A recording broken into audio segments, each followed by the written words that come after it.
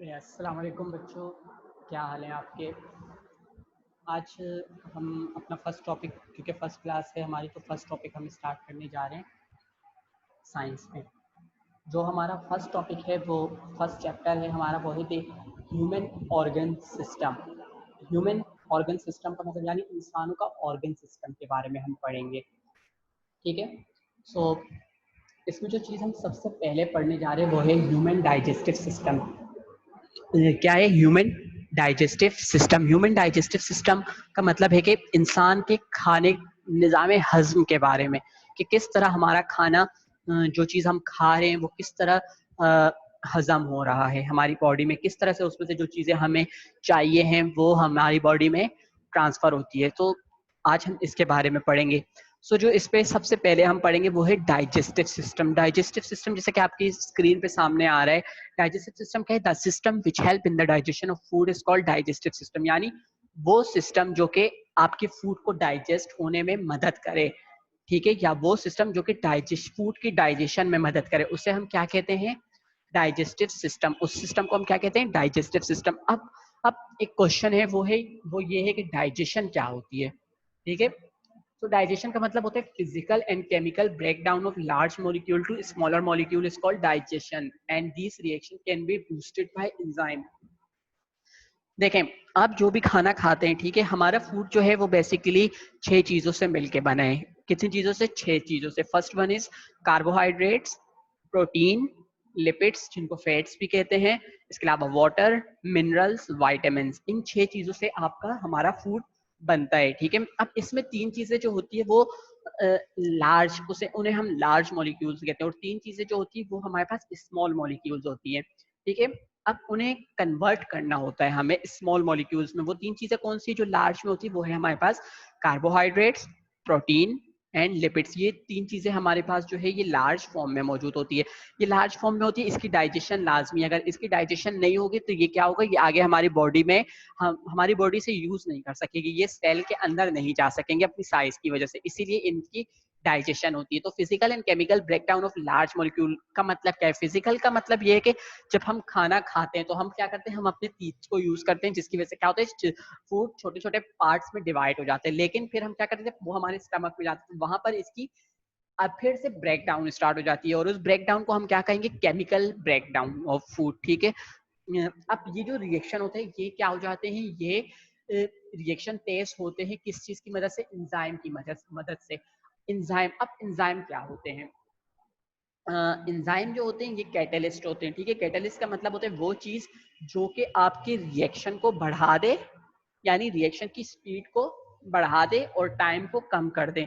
अगर हम अपनी डेली लाइफ की बात करें, जैसे आम दिनों में या स्पेशल डे पे, हमारे पास ऐसी कौन सी एग्जाम्पल है जो हमारे पास एंजाइम के तौर पर हम रख सकते हैं? किसी को कोई आइडिया है? अच्छा चलो, जैसे बकरा ईद, बकरा ईद पे आप सब बारबेक्यू करते हैं, ठीक है। तो अम्मी क्या करती है? अम्मी बारबेक्यू के गोश्त में कच्चा पपीता डाल देती है। वो क्यों डालती हैं? ताकि जब आप बारबेक्यू करें तो उस वक्त गोश्त जल्दी पक जाए, ठीक है। तो वो क्या हुआ? वो पपीता एज अ एंजाइम हो गया। अगर आप उसे उसमें नहीं डालेंगे तो क्या होगा? वो ज्यादा टाइम लेगा पकने में। लेकिन जब आपने उसमें पपीता डाला तो क्या हुआ?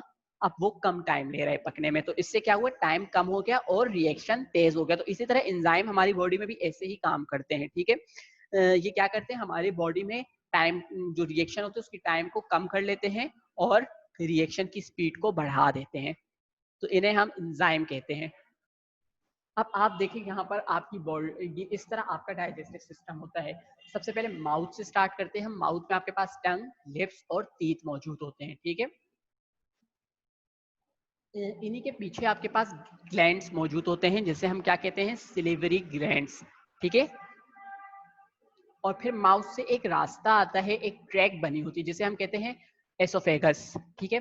और फिर लिवर, और फिर एसोफेगस जो होता है वो आपके स्टमक के साथ कनेक्ट होता है, ठीक है। और स्टमक आपकी कहाँ कनेक्ट होते हैं? स्मॉल इंटेस्टाइन, और फिर स्मॉल इंटेस्टाइन आपके लार्ज इंटेस्टाइन के साथ। और इसके अलावा इसमें लिवर और पेनक्रियास भी मौजूद होते हैं। हर डाइजेस्टिव सिस्टम में हर ऑर्गन का अपना काम है, वो सब हम आगे पढ़ेंगे।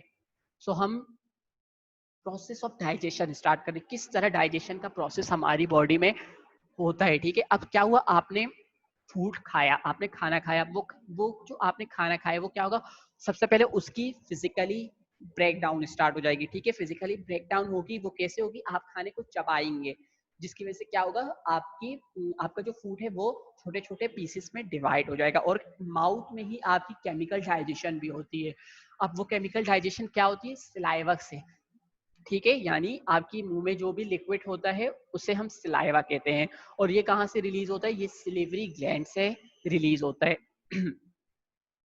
अब सलाइवा, ये क्या सलाइवा का काम क्या है, ये सिलिवरी ग्लैंड से रिलीज होगा, जिससे क्या होगा, आपका फूड जो है वो नरम हो जाएगा, ठीक है। और ये जो सलाइवा होता है ये एंजाइम के तौर पे भी काम करता है, तो ये क्या करते हैं, ब्रेक डाउन स्टार्ट कर देते हैं स्टार्च की, और उसको शुगर में कन्वर्ट कर देता है। स्टार्च क्या है, स्टार्च बेसिकली शुगर ही है, लेकिन क्या है, ये शुगर की, जो हमने जैसे शुरू में कहा था कि एक लार्ज मॉलिक्यूल होते हैं उसको स्मॉल मॉलिक्यूल्स में कन्वर्ट करते हैं, तो जो स्टार्च है ये शुगर का बड़ा मॉलिक्यूल है, और ये कन्वर्ट हो जाएगा छोटे मॉलिक्यूल्स में, यानी शुगर में, ठीक है।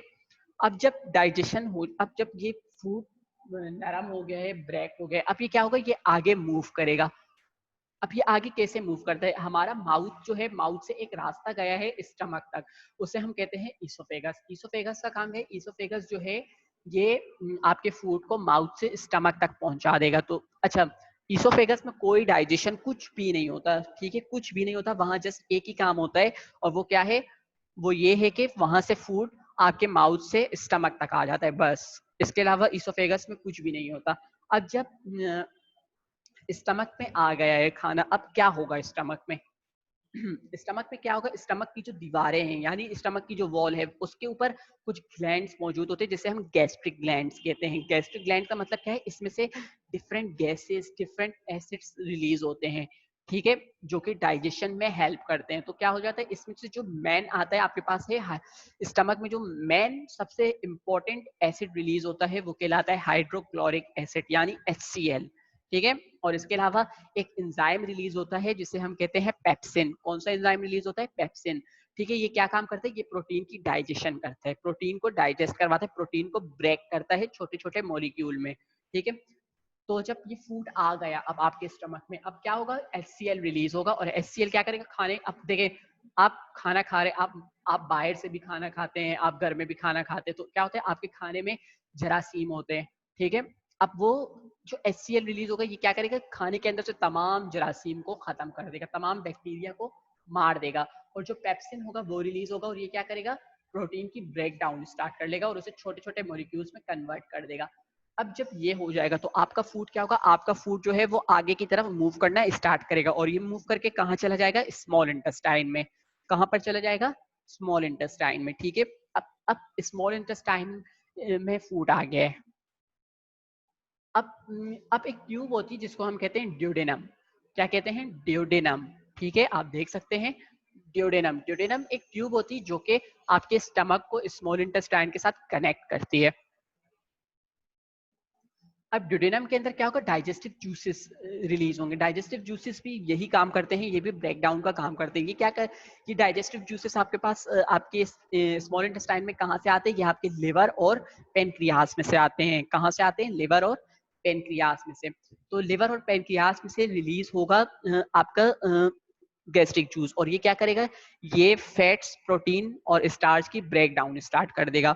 मैं आपको बता दूं, फैट्स यानी एक लार्ज मॉलिक्यूल्स है, प्रोटीन भी लार्ज मॉलिक्यूल्स है, और स्टार्च यानी कार्बोहाइड्रेट्स का एक लार्ज मॉलिक्यूल है, ठीक है। अब फैट्स जो हैं ये ब्रेक होंगे फैटी एसिड में और ग्लिसरॉल में, ठीक है। किसमें ब्रेक होंगे, फैटी एसिड और ग्लिसरॉल में। जबकि प्रोटीन और स्टार्च कन्वर्ट किसमें होगा, प्रोटीन जो है वो अमाइनो एसिड में कन्वर्ट हो जाएगा, और स्टार्च जो है वो शुगर में कन्वर्ट हो जाएगा, ठीक है। फैट्स किस में कन्वर्ट हो रहे हैं, फैटी एसिड और ग्लिसरॉल में। जबकि प्रोटीन किस में ब्रेक हो रहे हैं, अमाइनो एसिड में, और स्टार्च शुगर में। तो ये सारा फूड जो है यहाँ पर ब्रेक हो गया है, क्लियर है। तो हम कह सकते हैं जो हमारी मेन डाइजेशन है ना, वो कहाँ हो रही है, वो स्मॉल इंटेस्टाइन के अंदर होती है, लिवर स्टमक में नहीं होती। स्टमक में बिल्कुल स्मॉल अमाउंट में होती है। जो हमारी मेन डाइजेशन है वो हमारी स्मॉल इंटेस्टाइन में होती है। अब स्मॉल इंटेस्टाइन में एक और चीज मौजूद होती है जिसे हम कहते हैं इलियम। इलियम इलियम के ऊपर ब्रश की तरह ऑब्जेक्ट होते हैं, जैसे आपने पेन ब्रश देखा है उसी तरह हेयर्स की तरह मौजूद होते हैं, उसे हम विलाय कहते हैं। अब ये विलस, जो एक विलस होता है, इसका काम क्या होता है, ये इनके अंदर छोटे छोटे ब्लड वेसल होते हैं, तो जो फूड डाइजेस्ट हो जाते हैं ये विलस क्या करते हैं, उस डाइजेस्टिव फूड को एब्जॉर्ब कर लेते हैं, और एब्जॉर्ब करने के बाद ये क्या करते हैं, उसे हमारे ब्लड में डाल देते हैं, और ब्लड इससे इस डाइजेस्टिव फूड को वहां वहां बॉडी में ले जाता है जहां जहां उसकी जरूरत होती है। और जिससे कि अनडाइजेस्टेड फूड होता है, जैसे फाइबर और वाटर सॉल्ट, ये सब क्या होते हैं, ये वहां से लार्ज इंटेस्टाइन में आ जाते हैं। डाइजेस्टिव फूड जो होगा वो ब्लड में चले जाएगा, और जो अनडाइजेस्टिव फूड होगा वो कहाँ आ जाएगा, लार्ज इंटेस्टाइन में। अब वाटर और कुछ डिजोल्व वाइटामिन होंगे जो कि बॉडी, जो लार्ज इंटेस्टाइन में एब्जॉर्ब हो जाएंगे और बॉडी में चली जाएगी, ठीक है। अब इसके अलावा जो बाकी अनडाइजेस्टेड फूड होगा वो क्या होगा, वो फीसिस में कन्वर्ट हो जाएगा। फीसिस जो होती है वो हमारी बॉडी का वेस्ट प्रोडक्ट होती है, ठीक है, जो कि हमारी बॉडी को नहीं चाहिए होती है, और वो हमारी बॉडी से एनस के थ्रू एक्सक्रिएट हो जाएगा। समझ में आ गई बात? तो ये था ओवरऑल डाइजेस्टिव सिस्टम और किस तरह हमारी बॉडी में डाइजेशन का प्रोसेस होता है। अब अब असाइनमेंट की बात करते हैं, तो आपको क्या करना है, आपको घर पर लेबल करना है डाइजेस्टिव सिस्टम को, ड्रॉ करना है और उसकी लेबलिंग करनी है, उसकी प्रैक्टिस करनी है एक तरह से। और इसके अलावा जितने भी डाइजेस्टिव सिस्टम में ऑर्गन्स मौजूद होते हैं, उस उनके क्या फंक्शन है उसके बारे में आपको लिखना है, ठीक है। हर ऑर्गन का क्या फंक्शन है आपको दो दो लाइंस लिखनी है, ठीक है।